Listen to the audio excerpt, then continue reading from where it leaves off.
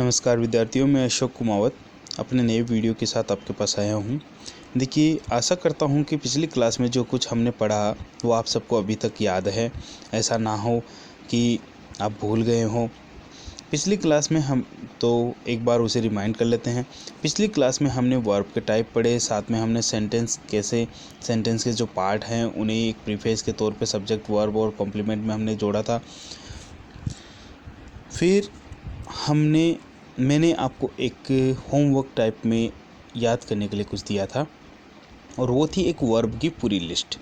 अब वो क्यों दी थी उसका तो आपको अब पता चलना चालू होगा कि वो मैंने आपको क्यों दी थी। लेकिन हमने टेंस और काल में भी, समय में भी फ़र्क को हमने समझा था और टेंस के बारे में एक प्रीफेस हमने देखी थी। आज की क्लास में हम जो करने जा रहे हैं वो है हमारा पहला टेंस, और पहला टेंस हमारे पास जो है वो है present tense. So guys, look at here. पिछली class, in our last lesson, I have given you the your homework, that is remember all the verbs list. Hope you have done that. And what is the use of that exercise? You will see here. So in today's our class we will start present tense. Look at here guys. What is the meaning of present? First of all, whatever is happening in front of our eyes, that is the present. That is the definition of present. And whatever has happened a few seconds ago, that is a past. In English language, the present tense has been divided into 4 parts. First is simple, second is continuous, third is perfect, and fourth is perfect continuous. Today we are going to take present simple tense. So be ready and let's start. Guys देखिए, present simple या present indefinite tense, ये tense हमें बताता क्या है। देखिए, आप सबके पास किताबें हैं, आप इन्हें एक बार घर पे पढ़िएगा। मैं आपको यहाँ पे समझा देता हूँ और साथ साथ जो ज़रूरी चीज़ होगी उसे मैं अंडरलाइन ज़रूर करूँगा। तो आप इस चीज़ का ध्यान रखिएगा कि मैंने किस चीज़ को अंडरलाइन किया है, वो आपको अपनी नोटबुक में अंडरलाइन कर लेनी है बाय पेंसिल। यदि नोट करना चाहो तो वीडियो को पॉज करके आप नोट भी कर सकते हो वो लाइन, क्योंकि मैं उन्हीं लाइनों को अंडरलाइन करूँगा जिनके बेसिस पे आपके बोर्ड के एग्ज़ाम में क्वेश्चंस पूछे जाएंगे और जाते हैं।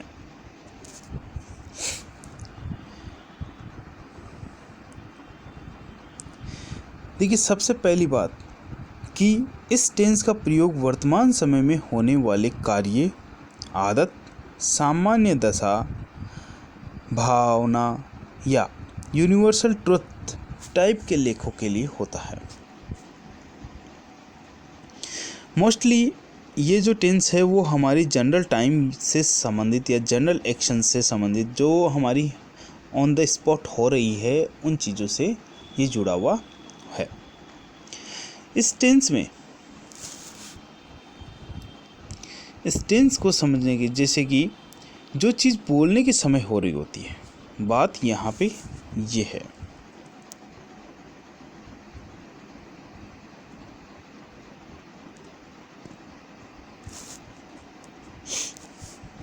देखिए, ये अंडरलाइन में कर रहा हूँ, इसे आप भी अंडरलाइन कर लीजिएगा।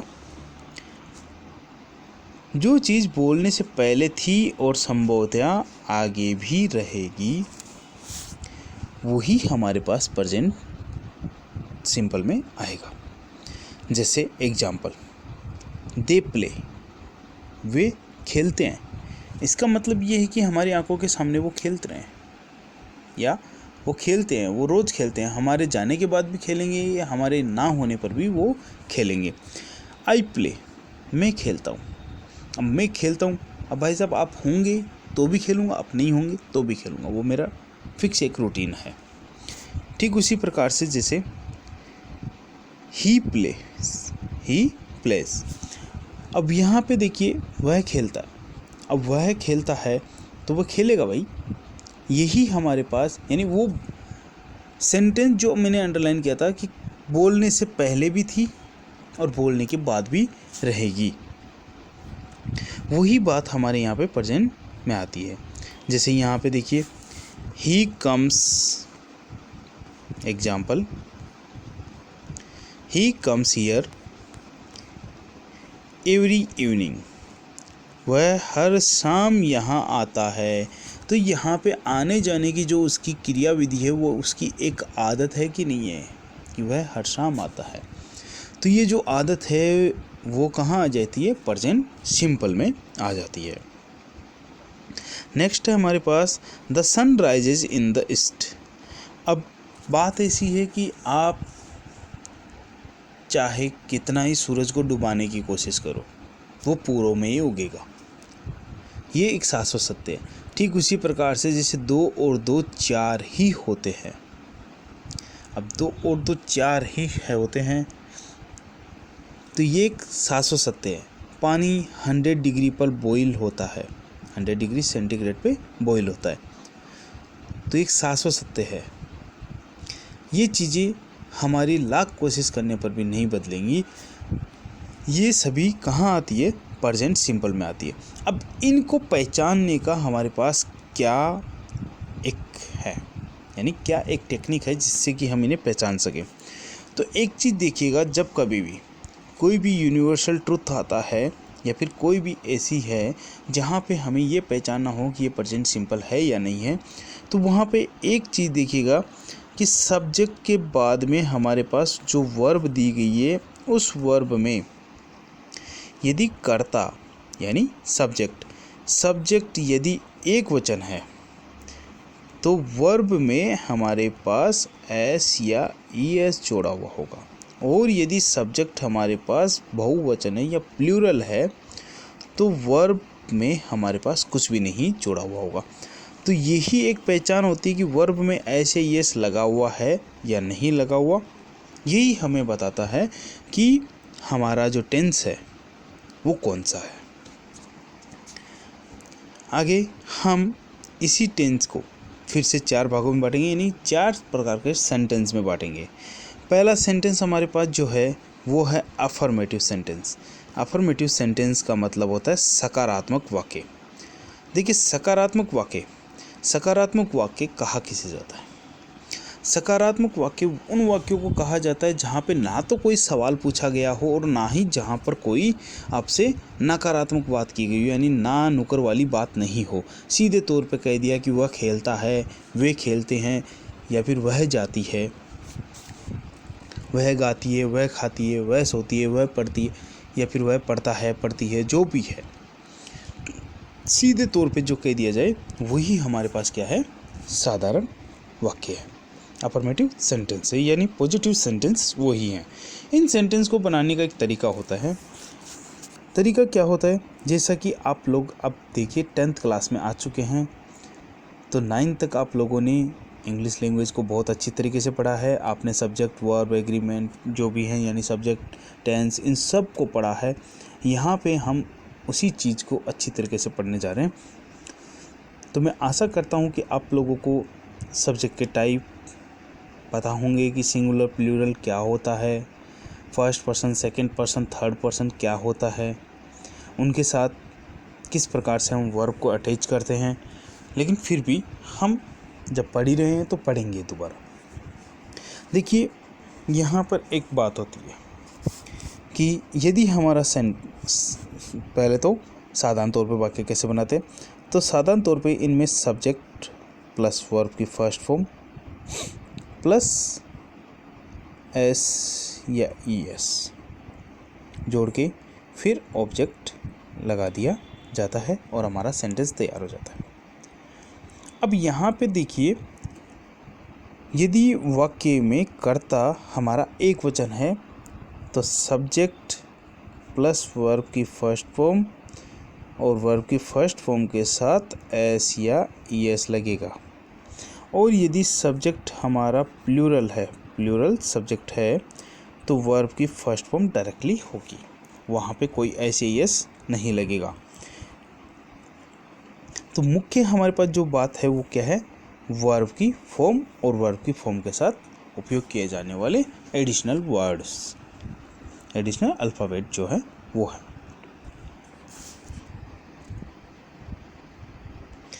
यहाँ पे कुछ एग्जांपल्स हैं, उन एग्जांपल्स को आप थोड़ा देखिए। जैसे मैं अपना पाठ याद करता हूँ। अब बात आती है कि हम कैसे पहचानें कि हिंदी के वाक्य से। हालांकि एक चीज़ देखिएगा, चाहे आप हिंदी मीडियम के हो या इंग्लिश मीडियम के हो, हमारे पास इंग्लिश का पेपर इंग्लिश में ही आएगा, हिंदी में नहीं आएगा। So guys, be prepare for English paper. You have to find your answer within after analyzing your paper, examination paper, and you have to find out about the tense of the particular sentence. हम हिंदी से English तो इसलिए पढ़ते हैं कि भाई हमें कुछ समझ में आ जाए, बाकी इंग्लिश टू इंग्लिश भी बहुत लोग पढ़ते हैं। अब यहाँ पे बात है, मैं अपना पाठ याद करता हूँ। सो guys, look at here, first the subject. हमारे पास सब्जेक्ट कैसा है, हमारे पास फर्स्ट पर्सन है जो कि प्लूरल है और वो है आई है। अपना तो हिज हो जाएगा या फिर माई हो जाएगा। फिर पाठ को हम कहते हैं लेशन। याद करने की क्या होती है, वो आपको लिस्ट जो मैंने दी थी याद है वर्ब की, तो याद करने को कहते हैं लर्न। और ता हूँ, करता हूँ, तो ता हूँ हिंदी के वाक्यों में, वाक्य के अंत में ता है, ती है, ते है आदि आते हैं, तो वो सब क्या हो गए, हमारे प्रेजेंट सिंपल से हो जाते हैं। तो यहाँ पे वही बात है, मैं अपना पाठ याद करता हूँ, तो मैं के लिए हो जाएगा आई। अब चूँकि our subject is plural, then there is no need to add S और ईएस इन वर्ब। प्लूरल के साथ हम एस ईएस नहीं जोड़ते हैं। तो यहाँ पर हमारे पास सब्जेक्ट क्या है, मैं। लर्न हमारे पास वर्ब है, तो लर्न में एस ईएस नहीं जुड़ेगा, लर्न एज इट इज आ जाएगी। आई लर्न माई लेसन, ये इसका इंग्लिश ट्रांसलेशन हो जाएगा, I learn my lesson. Next है, सीता एक मधुर गाना गाती है। टेंस हमारा प्रेजेंट सिंपल है, सब्जेक्ट हमारे पास सीता है, सीता एक वचन है, तो एक वचन है तो वर्ब में एस लगेगा। अब यहाँ पे एक्सरसाइज यानी एक्शन वो क्या करिए, वो गाना गाने की कर रही है, तो गाना गाने को हम कहते हैं सिंग, और एक वचन है तो हो जाएगा सिंग्स। तो क्या होगा, Sita sings a song, sweet song, sorry A sweet song, क्योंकि यहाँ पे मधुर भी बीच में आया है, और यदि मधुर नहीं आता तो ए सॉन्ग हो जाता डायरेक्ट। तुम एक पत्र लिखते हो, तो तुम के लिए हो जाएगा यू, और यू हमारे पास होता है बहुवचन। अब यू बहुवचन है तो वापस वही वर्ब में ऐसे ही एस नहीं लगेगा, और ऑब्जेक्ट हमारा है अ लेटर, और वर्ब हमारी है राइटिंग, सॉरी राइट, तो यहाँ पे हो जाएगा यू राइट अ लेटर।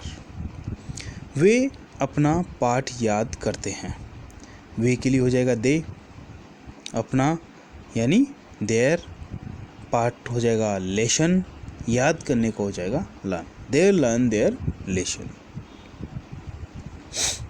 वह स्कूल जाता है, वह फिर से एक वचन है, एक वचन के साथ ऐसे ही एस लग जाएगा, तो क्या हो जाएगा ही गोज़ टू स्कूल। अब यहाँ पे एक चीज़ देखिए, यहाँ पे हमारे पास आया, एक तो आया टू और एक आता है अक्सर फ्रॉम। इन दोनों का उपयोग कहाँ करते हैं? देखिए, टू हम उपयोग करते हैं वहाँ पे जब हम किसी चीज़ की तरफ जा रहे होते हैं, और फ्रॉम का उपयोग हम तब करते हैं जब हम किसी वस्तु से अलग हो रहे होते हैं। क्या हो रहे हैं? से अलग हो रहे होते हैं। जैसे आप स्कूल से घर आ रहे हो तो घर की तरफ आ रहे हो और स्कूल से अलग हो रहे हो, तो वहाँ पे स्कूल जब आपका ऑब्जेक्ट होता है तो आप फ्रॉम यूज करते हो, और घर यदि आपका ऑब्जेक्ट होता है तो आप टू यूज करते हो। ये बात आप कभी नहीं भूलना। अब एक बार ये जो हिंदी वाले हैं इनके इंग्लिश ट्रांसलेशन देख लीजिए, और इन्हें आई लर्न माई लेसन, मैं मेरा लेसन याद करता हूँ। अब यहाँ पे या पढ़ता हूँ, मैं नहीं, हमने यहाँ पे वर्ब में ऐसे यस नहीं लगाए क्योंकि हमारे पास सब्जेक्ट क्या है? प्लूरल है। सीता हमारे पास सिंगुलर सब्जेक्ट है तो हमने वर्ब में ऐसे यस लगा दिया है। यू प्लूरल है तो हमने राइट लिखा है, सीता सिंगुलर है, सॉरी। दे हमारे पास प्लूरल है तो हमने दे के आगे वर्ब में क्या लगाया है? कुछ भी नहीं लगाया। ही हमारे पास सिंगुलर है तो हमने गो के आगे ऐसे यस लगाया और गोज बनाया। ये हमारे अफर्मेटिव टाइप के सेंटेंस है। अगले टाइप के सेंटेंस जो हैं उन पे जाने से पहले हम अफर्मेटिव सेंटेंस के कुछ रूल्स देख लेते हैं। रूल्स वही हैं जो मैंने अभी आपको वर्बली बताए हैं। देखिए, नियम पहला क्या कहता है? सिंगुलर नंबर थर्ड पर्सन करता ही सी इट के साथ हम वर्ब में क्या करते हैं? ऐसे यस लगा देते हैं। सेकंड, जिसके लिए इन्होंने कहा है कि वाक्य 2 और वाक्य 5 को देखिए, जो हमने अभी देखे हैं।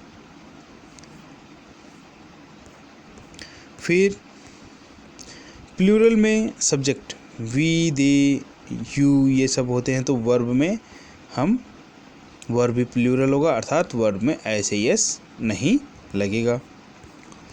फिर आई और यू के साथ वर्ब में ऐसे यस नहीं आता है क्योंकि ये प्लूरल है। बात वही है, हिंदी के वाक्यों के अंत में ता है, ती है, ते है आदि आते हैं तो वो अब कि यहाँ पर एक चीज़ दी गई है, इज एम आर का प्रयोग नहीं करते। अब इज एम आर का प्रयोग हम नहीं करते हैं। क्यों नहीं करते? क्योंकि देखिए, इज एम आर हमारे पास कंटिन्यूअस की हेल्पिंग वर्ब्स हैं तो हम उनके साथ इनका प्रयोग नहीं करते। हाँ, हम एक शर्त पे इनका उपयोग कर सकते हैं इज एम आर का। इज एम आर का हम प्रेजेंट सिंपल में उपयोग कर सकते हैं एक शर्त पे। शर्त ये है कि हमारे पास जो सेंटेंस है उस सेंटेंस में हमारे पास इज एम आर के अलावा और कोई वर्ब नहीं होनी चाहिए। और ऐसे सेंटेंस तभी आते हैं जब हम सब्जेक्ट की क्वालिटी को बताते हैं। जैसे Ram is a good boy, Ram एक अच्छा लड़का है। तो यहाँ पे हम राम की क्वालिटी बता रहे हैं, इसलिए हमने यहाँ पे इज को एज अ वर्ब हमने काम में ली है।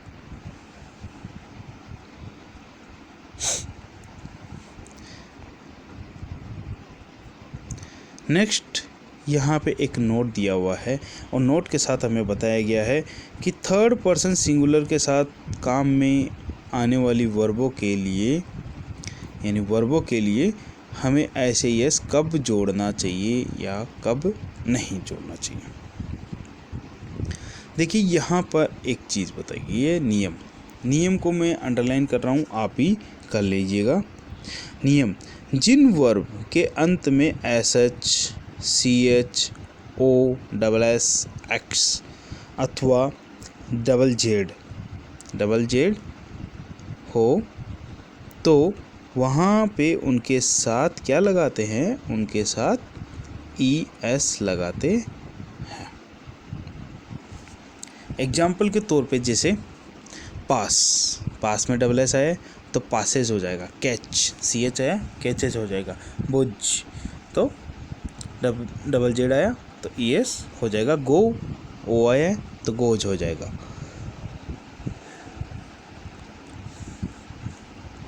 सेकंड जो रूल है वो क्या कह रहा है, यदि वर्ब के अंत में Y हो और Y से पूर्व क्या हो, कॉन्सोनेंट हो, व्यंजन हो। व्यंजन कौन से होते हैं, देखिए स्वर तो AEIOU होते हैं और व्यंजन बाकी के बचे 21 होते हैं। तो हमें क्या करना, उनमें से कोई हो तो Y को हटाकर IES लगा दिया जाता है। जैसे एक एग्जाम्पल है बेबी, कौन सा एग्जाम्पल है, BABY, तो यहाँ पे Y है और एंड में Y से पहले हमारे पास एक कॉन्सोनेंट है, तो Y को हटा के हम क्या करते हैं, BABIES, बेबीज, ये हमारे पास एक प्लूरल हो जाता है। नेक्स्ट हमारे पास जो सेंटेंस है वो सेंटेंस है हमारे पास नेगेटिव सेंटेंस। देखिए नेगेटिव सेंटेंस किन्हें कहा जाता है, नेगेटिव सेंटेंस वो सेंटेंस होते हैं जहाँ पर कि हम वर्ब के साथ हेल्पिंग वर्ब को भी काम में लेते हैं और साथ में जो वर्ब है वो हमें बताती है कि कार्य नहीं हो रहा है, यानी नकारात्मक हमारे पास जो बात है वो सामने आती है।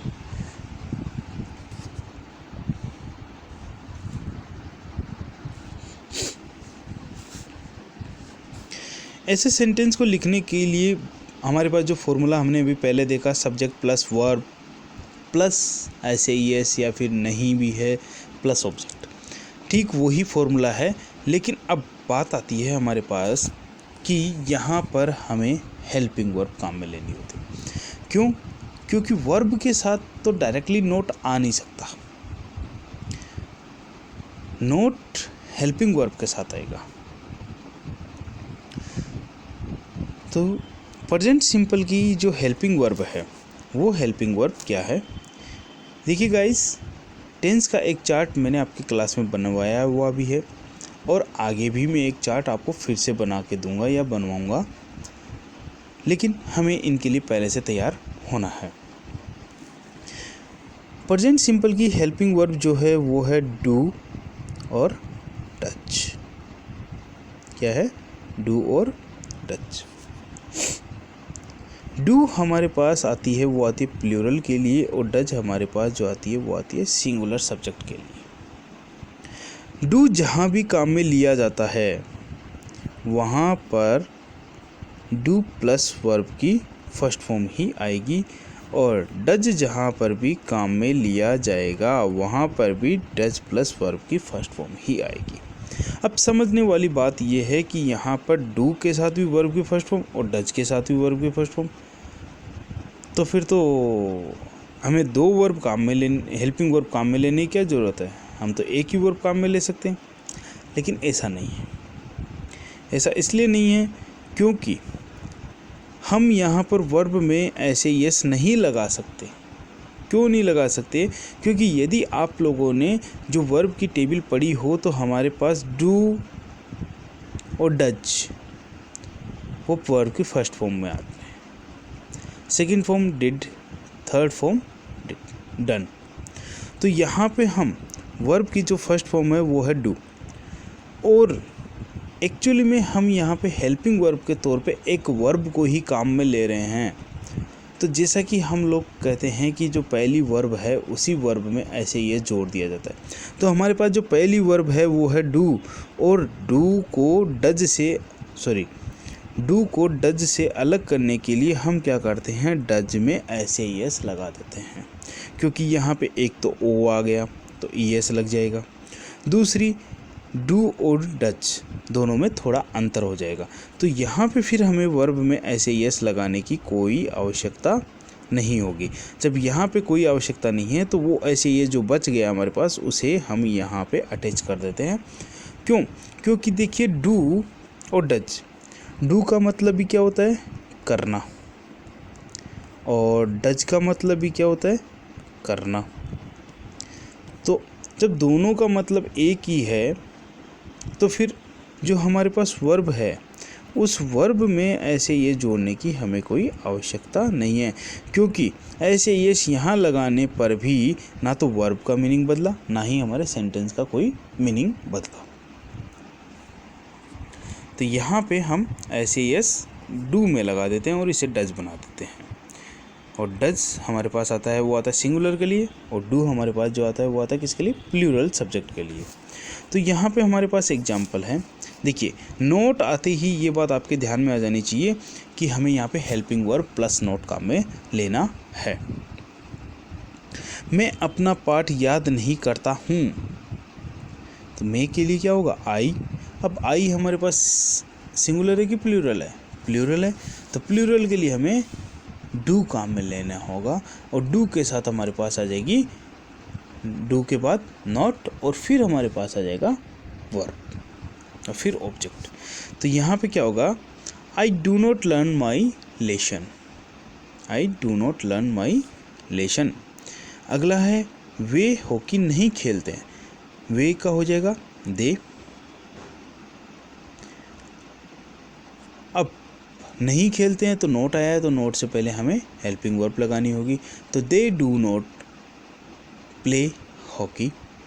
ठीक उसी प्रकार से सीता एक मधुर गाना नहीं गाती है, सीता हमारे पास सिंगुलर है तो डज आएगा, तो Sita does not sing a sweet song, Sita एक मधुर गाना नहीं गाती। Look at here guys,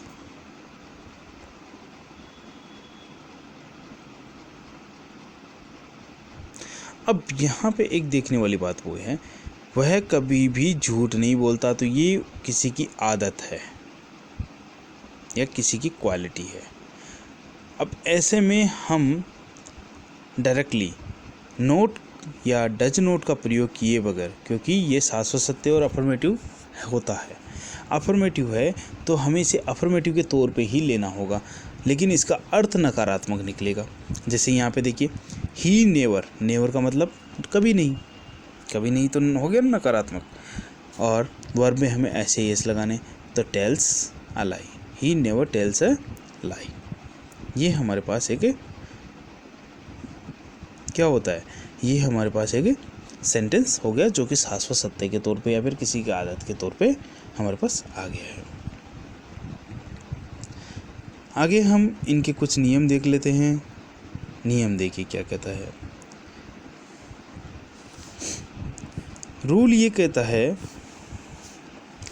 rule first, वही चीज़ें हैं जो मैं अभी आपको बता रहा हूँ कि एक वचन थर्ड पर्सन कर्ता के साथ वर्ब की फर्स्ट फॉर्म के पहले डज नोट का प्रयोग करते हैं और वर्ब की फर्स्ट फॉर्म में ऐसे यस नहीं लगाते, और बहुवचन कर्ता आई यू वी दे के साथ डू नोट का प्रयोग करते हैं और वहाँ पर भी वर्ब की फर्स्ट फॉर्म का ही प्रयोग करते हैं।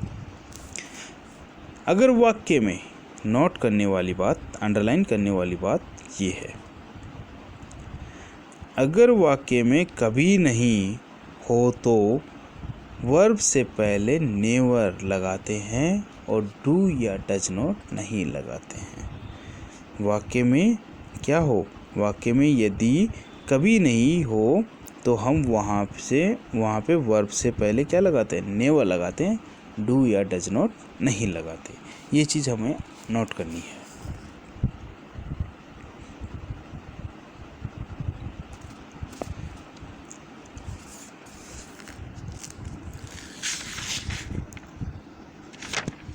गाइस आज के लिए इतना ही। आप एक बार अपनी नोटबुक में से जो भी आपके पास सेंटेंस है उन सेंटेंस को एक बार कीजिएगा।